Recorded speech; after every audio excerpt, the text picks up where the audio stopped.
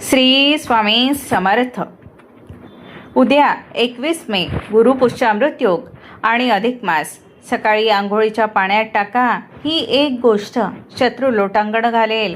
घराची, मुलांची, पतीची जोरदार प्रगती होईल. नमस्कार सख्यांनो आणि माझ्या भावांनो.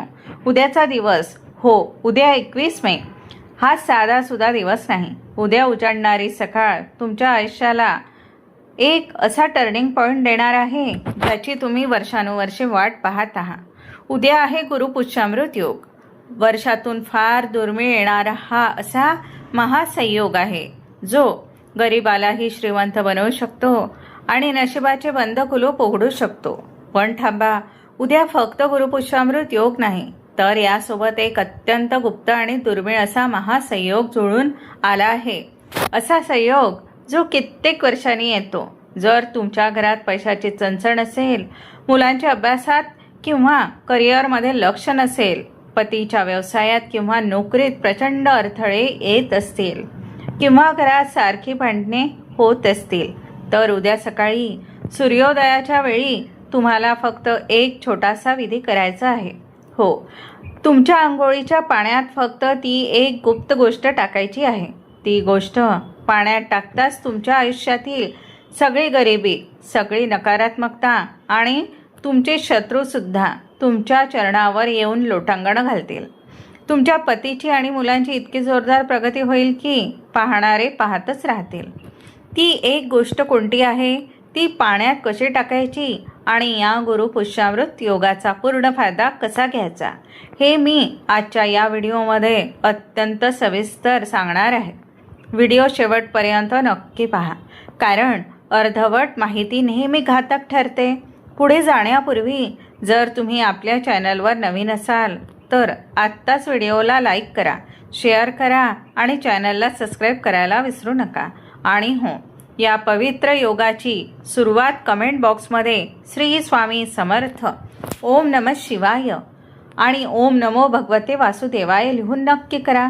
तुमच्या मनातील इच्छा देव नक्की पूर्ण करेल. माझ्या माता भगिनींनो, बऱ्याचदा आपण खूप कष्ट करतो. आपले पती रात्रंदिवस रक्ताचं पाणी करतात, मुलं अभ्यास करतात, तरी पण घरात पैसा टिकत नाही.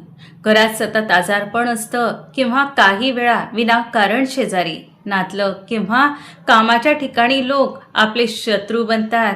आपल्या प्रगतीवर लोकांची वाईट नजर पडते, ज्याला आपण नजर दोष किंवा करडी बाधा म्हणतो. तुम्हाला कधी वाटतं का की सगळं नीट चाललंय असताना अचानक प्रगती का थांबते? अचानक घरात भांडणं का सुरू होतात? त्याचं कारण आपल्या शास्त्रात सांगितलेलं आहे. जेव्हा कुंडलीत गुरुग्रह कमकुवत होतो, तेव्हा घरात राहू केतूची नकारात्मक ऊर्जा वाढते. तेव्हा असे घडते की आणि अशा वेळी शत्रू तुमच्यावर हावी होतात. पण घाबरू नका. उद्या 21 मे रोजी निसर्गाने आपल्याला एक असं वरदान दिलं आहे ज्याचा वापर करून आपण या सर्व समस्या एका झटक्यात नष्ट करू शकतो. मी ज्या एका गोष्टीबद्दल बोलत आहे ती गोष्ट आपल्या प्रत्येकाच्या घरात असते, पण ती उद्याच्या दिवशी म्हणजेच गुरुपुष्यामृत योगाच्या मुहूर्तावर आंघोळीच्या पाण्यात एका विशिष्ट मंत्रासह कशी वापरायची हे समजून घेणे खूप गरजेचे आहे. चला तर मग आधी आपण हे जाणून घेऊया की हा योग एवढा खास का आहे आणि मग तुम्हाला त्या गुप्त गोष्टीचे रहस्य सांगते. माझ्या माता भगिनींनो, बऱ्याचदा आपण खूप कष्ट करतो. आपले पती रात्रंदिवस रक्ताचं पाणी करतात, उन्हातान्हात कष्ट करून घरासाठी पैसा कमावून आणतात. आपल्या मुलंही रात्रीचा दिवस करून अभ्यास करतात, परीक्षा देतात, पण तरीही घरात पैसा टिकत नाही. आलेला पैसा कुठल्या कुठे गायब होतो हे समजायला मार्ग उरत नाही. एक साधावं तर 12 तुटतात अशी परिस्थिती होते. कधी अचानक घरात कोणाचं तरी मोठं आजारपण निघतं, तर कधी गाडी खराब होते, कधी विनाकारण कोर्ट कचेरीची किंवा सरकारी कामाची कटकट मागे लागते. म्हणजेच काय, तर पैसा येतो पण तो घरात सुखासाठी किंवा बँकेत बॅलन्स वाढवण्यासाठी वापरला जात नाही, तर तो आजारपणात आणि संकटात वाहून जातो. किंवा काही वेळा काय होतं माहीत आहे, तुम्ही कोणाचंही वाईट न विचार करता सगळ्यांशी चांगलं वागता, पण विनाकारण शेजारी, तुमचे जवळचे नातलग किंवा कामाच्या ठिकाणी असणारे लोक तुमचे शत्रू बनतात. तुम्ही एखादी नवीन वस्तू घरात आणली, मुलाला परीक्षेत चांगले मार्क मिळाले किंवा पतीला नोकरीत बढती मिळाली की लोकांच्या पोटात दुखायला लागतं. आपल्याच माणसांच्या चेहऱ्यावरचा खोटा आनंद आणि पाठीमागचा जळफाट आपल्याला स्पष्ट जाणू लागतो. आपल्या सुखी आणि हसत्या खेळत्या कुटुंबावर लोकांची इतकी वाईट नजर पडते, ज्याला आपण सोप्या भाषेत नजरदोष, दृष्ट लागणे किंवा करडी बाधा म्हणतो. तुम्हाला कधी असं वाटतंय का सख्यांनो, की सगळं काही अगदी व्यवस्थित आनंदाने चाललं असताना अचानक आपली प्रगती का थांबते? अचानक हसत्या घरात रोज रात्री कटकटी आणि भांडणं का सुरू होतात? नवऱ्याचा स्वभाव अचानक चिडचिडा का होतो? मुलं अचानक अभ्यासापासून लांब का पळू लागतात? याचं कारण आपल्या शास्त्रात अत्यंत सखोलपणे सांगितलेलं आहे. जेव्हा आपली वेळ वाईट असते ना, तेव्हा निसर्गातील नकारात्मक ऊर्जा आपल्यावर हावी होते. जेव्हा तुमच्या कुंडलीतील गुरु ग्रह कमकुवत होतो, तेव्हा नशीब तुमची पाठ फिरवते आणि नेमका याच वेळेचा फायदा घेऊन तुमच्या घरात राहू, केतू आणि शनीची नकारात्मक ऊर्जा प्रवेश करते. ज्या घरामध्ये ही नकारात्मक ऊर्जा वाढते, तिथली लक्ष्मी निघून जाते आणि अलक्ष्मी म्हणजेच दारिद्र्यता पाय पसरू लागते. मग अशा वेळी तुमचे शत्रू तुमच्यावर हावी होतात. जे लोक कालपर्यंत तुमच्याशी घाबरून वागत होते, ते आज तुमच्या समोर उभे ठाकतात. पण माझ्या माऊलींनो, माझ्या माता भगिनींनो, आता अजिबात घाबरू नका. डोळ्यातलं पाणी पुसा आणि मनात एक नवा विश्वास जागा करा. कारण निसर्गाने आणि आपल्या प्राचीन ऋषींनी आपल्याला वाऱ्यावर सोडलं नाही. उद्या 21 मे रोजी निसर्गाने आपल्याला एक असं महावरदान दिलं आहे, ज्याचा वापर करून आपण या सर्व समस्या, हा सर्व नजरदोष आणि ही गरिबी झटक्यात नष्ट करू शकतो. उद्याच्या दिवशी निसर्गात एक अत्यंत चुंबकीय तत्व तयार होणार आहे, जे तुमच्या घरातील साठलेली वर्षानुवर्षाची नकारात्मकता खेचून बाहेर काढेल. मी ज्या एका चमत्कारिक गोष्टीबद्दल बोलत आहे, ती गोष्ट आणण्यासाठी तुम्हाला कोणत्याही दुकानात धावपळ करण्याची गरज नाही, खूप पैसा खर्च करण्याची गरज नाही. ती गोष्ट आपल्या प्रत्येकाच्या स्वयंपाकघरात, आपल्या घरात हक्काने हजर असते. पण ती उद्याच्या दिवशी म्हणजेच या पवित्र गुरुपुष्यामृत योगाच्या मुहूर्तावर आंघोळीच्या पाण्यात एका विशिष्ट मंत्रासह आणि विशिष्ट पद्धतीने कशी वापरायची हे समजून घेणे खूप गरजेचे आहे. कारण उद्याच्या दिवशी हे करणं गरजेचं आहे. कारण चुकीच्या पद्धतीने केलेला उपाय फळ देत नाही आणि योग्य पद्धतीने केलेला छोटासा विधी नशीब बदलून टाकू शकतो. चला तर मग आता वेळ न वाया घालवता आधी आपण हे जाणून घेऊया की उद्याचा हा 21 मेचा गुरुपुष्यामृत योग एवढा महाशक्तिशाली आणि खास का मानला गेलेला आहे. आणि त्यानंतर मी तुम्हाला त्या गुप्त गोष्टीचे आणि त्या पाण्यात टाकण्याच्या विधीचे संपूर्ण रहस्य सांगते. आता मात्र तुमचं संपूर्ण लक्ष इकडे द्या. अगदी मनाची एकाग्रता करून ऐका. ती गोष्ट कोणती गोष्ट आहे जी उद्या सकाळी तुम्हाला तुमच्या आंघोळीच्या पाण्यात टाकायची आहे, ज्या गोष्टीमुळे तुमच्या पतीचे भाग्य फळणार आहे, मुलांची बुद्धी तल्लख होणार आहे आणि तुमचे नशीब, तुमचे शत्रू तुमच्या पायावर लोटांगण घालणार आहे. ती गोष्ट दुसरी तिसरी काही नसून आपल्या स्वयंपाकघरात असणारी पण तंत्र मंत्र आणि शास्त्रात प्रचंड चमत्कारिक मानली गेलेली वस्तू म्हणजे पिवळी मोहरी. आणि या पिवळ्या मोहरीसोबत आपल्याला घ्यायची आहे शुद्ध हळद, कच्चे दूध आणि गंगाजल. हो, तुम्ही अगदी बरोबर ऐकलंय. आता काही भगिनी म्हणतील, ताई पिवळी मोहरी तर आम्ही नेहमीच पाहतो, मग उद्याच यात एवढं काय चमत्कार होणार आहे? तर सख्यांनो, पिवळी मोहरी ही माता लक्ष्मीला अत्यंत प्रिय आहे. तंत्रशास्त्रात पिवळ्या मोहरीमध्ये नकारात्मक ऊर्जा शोषून घेण्याची आणि शत्रूची बुद्धी नष्ट करण्याची अफाट शक्ती असते. जेव्हा आपण ती गुरुपुष्यामृताच्या मुहूर्तावर हळद आणि दुधासोबत एकत्र करतो तेव्हा तिचे रूपांतर एका दैवी औषधात होते. पण लक्षात ठेवा, हे साहित्य नुसतं पाण्यासोबत फेकून द्यायचं नाही. याची एक अतिशय विशिष्ट शास्त्रोक्त पद्धत आहे. जर पद्धत चुकली तर त्याचा प्रभाव पडणार नाही. उद्या सकाळी सूर्योदयापूर्वी म्हणजे शक्यतो सकाळी 5 ते 8 या वेळेच्या आत तुम्हाला हा विधी करायचा आहे. कारण ही देवाची वेळ असते. या वेळेचं वातावरण सकारात्मक लहरी असतात. या चमत्कारी विधी कसा करायचा एक पायरी नीट समजून घ्या. उद्या सकाळी उठून जेव्हा तुम्ही आंघोळीला जाल तेव्हा तुमच्या आंघोळीच्या बादलीमध्ये स्वच्छ हलके कोमट पाणी भरून घ्या. पाणी स्वच्छ असावे. त्या पाण्यामध्ये सर्वात आधी आपल्या घरातील अगदी 1 चिमूटभर शुद्ध हळद टाका.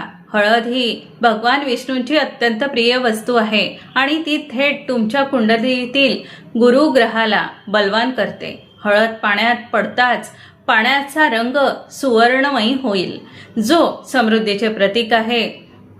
त्यानंतर त्या पाण्यात अवघे 2 थेंब कच्चे दूध, न तापवलेले दूध आणि थोडेसे गंगाजल टाका. कच्चे दूध हे चंद्राला आणि लक्ष्मीला प्रसन्न करते, तर गंगाजल हे तुमच्या शरीराची आणि मनाची शुद्धी करते.